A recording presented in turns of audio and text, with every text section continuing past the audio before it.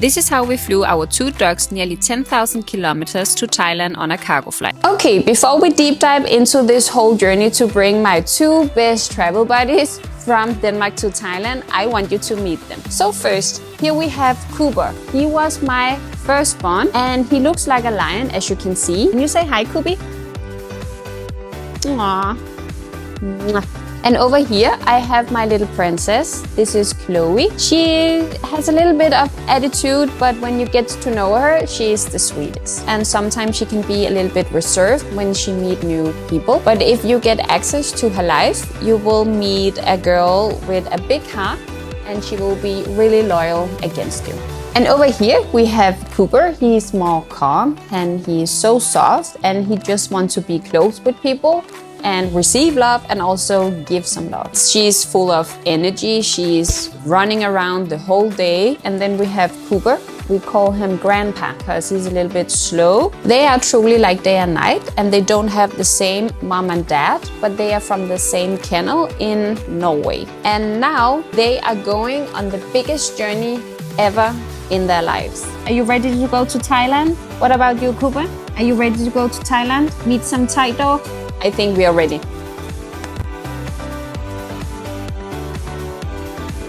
Early in the morning, I took the dogs out for one last walk before I was going to the airport. I tried to keep things as normal as possible. They had some water and just a little bit of food, just enough to keep them comfortable for the journey ahead. And they had to travel with SAS cargo because they are a flat-faced breed. I arrived at the airport 4.5 hours before departure just to make sure everything was perfectly prepared. I booked the entire journey through a Danish company called NH Nissen Spedition, who handled everything for me from start to finish. They were so professional and made the whole experience smooth and stress-free. We set up the crates carefully, adding pee pads and a t-shirt with our scent. I also attached AirTags so I could follow them every step on the way. The harnesses and leashes were secured to the crates along with all the documents. And then it was time to say goodbye. That moment was honestly a lot harder than I expected. There's just something about handing them over like that, knowing you can't explain what's happening or where they are going. They just look at you, trusting you like they always do, and you are standing there trying to stay calm even though everything inside you feels a little bit off. We had prepared for months for this moment, double checking everything, making sure all the paperwork was right and doing everything we could to make it as safe as possible for them. But in that moment, none of that really matters because you're still left with that feeling of what if something goes wrong? What if they get scared? What if something doesn't go as planned? And just like that, they were on the way to a completely new life in a different country. The next time I would see them would be in Thailand. Finally, the dogs landed in Bangkok. Matthias was waiting for them at a hotel only 5 minutes away from the airport. We had arranged everything in advance through a company in Thailand called Relo for Paws, who handled all the paperwork, the import process, and took care of the dogs as soon as they landed. They picked them up directly at the airport, made sure everything was approved, and then drove them safely to the hotel in a large van. It had been 16 hours without seeing them, and that feeling of not being there, not being controlled, was actually really hard. The moment Chloe saw Matthias and heard his voice, she immediately started barking. She was definitely recognized him. Cooper, on the other hand, was completely quiet, but you could still tell. They both just wanted to get out of their crates as fast as possible. They had been inside for so long, and suddenly everything around them was new. New smells, new sounds, new surroundings. And then finally, they got to properly say hello to Matthias. After that, it was straight to the basic: food, water, and a walk. We decided to keep everything very simple in the beginning, just to avoid any stomach issues after such a long trip. So for the first few days, they were giving chicken and rice. Nothing too heavy, nothing too new, just something safe and gentle for the system. After everything they had just been through, we just wanted them to feel calm, safe, and slowly adjust to their new life. A completely new country, a different climate, and a whole new everyday life. And honestly, they adjusted so much faster than we expected. Already within a couple of hours after arriving, they started to settle down. You could really see it in them. Their energy slowly changing from being a bit overwhelmed to starting to relax again. Of course, they got plenty of love, a lot of attention, and a few snacks along the way. We just wanted to make them feel safe and let them know that everything was okay. Later that evening, they came outside with Matthias and stayed right by his side. Just laying there, relaxing, enjoying the moment together. There was a nice breeze and they had something to eat. And that first night couldn't have gone any better. They slept through the entire night like nothing had happened. After everything they had just been through, that was honestly such a relief.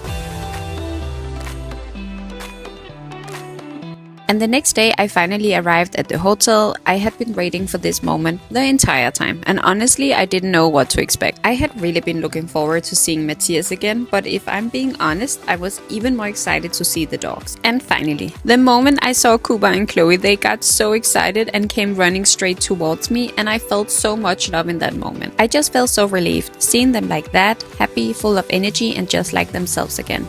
It just meant everything to me. We stayed at the hotel for a while, just taking it all in, finally being together again. After that, we let them walk around freely at the hotel for about an hour, just to explore, get familiar, and settle into their new surroundings. And of course, they quickly made a lot of new friends at the hotel, especially Kuba. They were charming everyone they met and getting attention everywhere they went. Everything was new for them, so we wanted to give them time to figure it all out at their own pace. And of course, Kuba being Kuba, he decided to take the opportunity to run off a few times. After some hours, it was finally time to head to our new home here in Bangkok. We had arranged a pet-friendly taxi to take us from the hotel near the airport all the way into the city to our new apartment hotel. From the very beginning, everything just felt easy. The dogs were calm and the whole drive went so smoothly. Arriving at the hotel was such a good experience. From the moment we stepped in, you could feel how welcoming it was.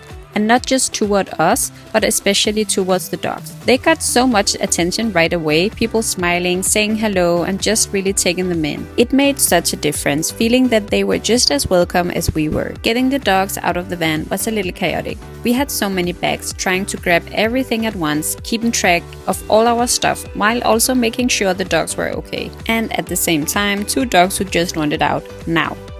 Not later, but now. They were pulling, sniffing, looking around, completely ready to explore everything around them. You could tell they were just so curious, taking in all the new smells, all the sounds, just trying to understand where they were. Meanwhile, we was just trying to carry everything, not to forget anything, and keep control of the situation. It definitely felt a bit hectic in the moment with everything happening at once, but somehow it all came together and everything actually went really well. Then we got shown up to our suite, our home for the next few days until our apartment was ready. Even though it was temporary, it already felt like a really good place to be. What I really loved was how everything was already prepared for the dogs. There was a dog bed, food and water bowls, poop bags and even snacks ready for them. And Chloe, of course, went straight to test the bed, which she always does when we arrive somewhere new. She just walks in, goes straight over and makes herself comfortable like she owns the place. So yeah, I think it's safe to say the room has officially been approved by them.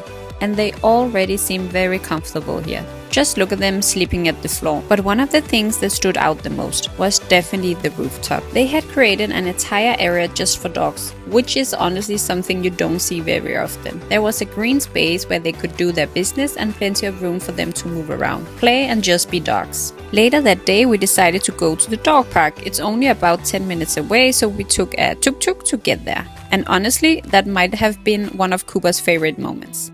He had his head out the whole time, just taking everything in, looking around, smelling everything, exactly like he does back home in Denmark. And Chloe, she loved it too. It was so clear they were both enjoying it, just in completely different ways. Maybe the tuk-tuk is their new favorite way of getting around. They got so much attention and made people smile, like they always do. When we arrived at the dog park, you could instantly see how nice it was. There are large green areas where dogs can walk around freely, sniff and explore, and just enjoy being outside. And they also have 2 separate sections, one for small dogs and one for larger dogs, which makes it feel very safe. They spend most of the time just walking around, sniffing everything, meeting other dogs and just enjoying the space. There were a lot of smaller dogs there, not really many big ones, but they all just moved around together so calmly. It felt like such a relaxed and safe environment, and you could really tell how much they were enjoying. We always bring water with us and a few snacks just to make sure they have everything they need. Our water and snack budget is definitely going to look a little bit different compared to Denmark, but I don't think the dogs are complaining about the extra treats. Just look at Kuba, he looks so happy. He knows it's snack time. It's crazy to walking through such a green and lush park while being surrounded by skyscrapers. But I love it. There is also a hose with cold water so you can cool down their paws, which is honestly so important in this heat. The dog park was a huge success and it's already become part of our evening routine when the temperature drops. See you tomorrow, dog park!